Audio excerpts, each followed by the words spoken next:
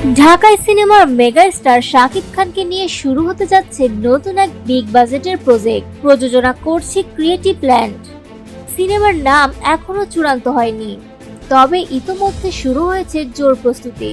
সম্প্রতি সোশ্যাল মিডিয়ায় গুঞ্জন উঠেছে এই সিনেমাটি নাকি 90 দশকের কুখ্যাত সন্ত্রাসী কালা জাহাঙ্গীরের জীবনী নিয়ে তৈরি হচ্ছে।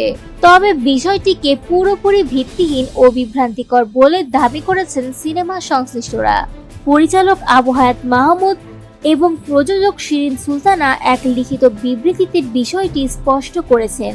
তারা জানান, শাকিব খানকে নিয়ে যে সিনেমা তারা নির্মাণ করতে যাচ্ছেন তা কোনো নির্দিষ্ট ব্যক্তির জীবনী ভিত্তিক নয়।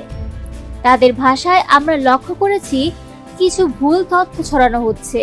বলা হচ্ছে সিনেমাটি কালা জাহাঙ্গীরের জীবনী নিয়ে, অথচ আমাদের পক্ষ থেকে কখনোই এমন কিছু বলা হয়নি।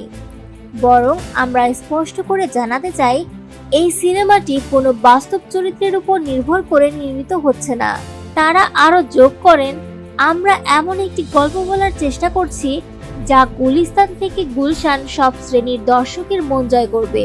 এটি একটি লার্জার দ্যান লাইফ স্কেলের সিনেমা, যেখানে থাকবে 90 দশকের ঢাকা ক্রাইম, লাভ, অ্যাকশন, ইমোশন এবং পারিবারিক টানাপোড়েনের কাহিনী।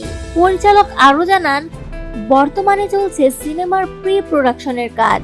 দেশ ও বিদেশের একাধিক টিম এই প্রজেক্টের পেছনে নিরলসভাবে কাজ করছে।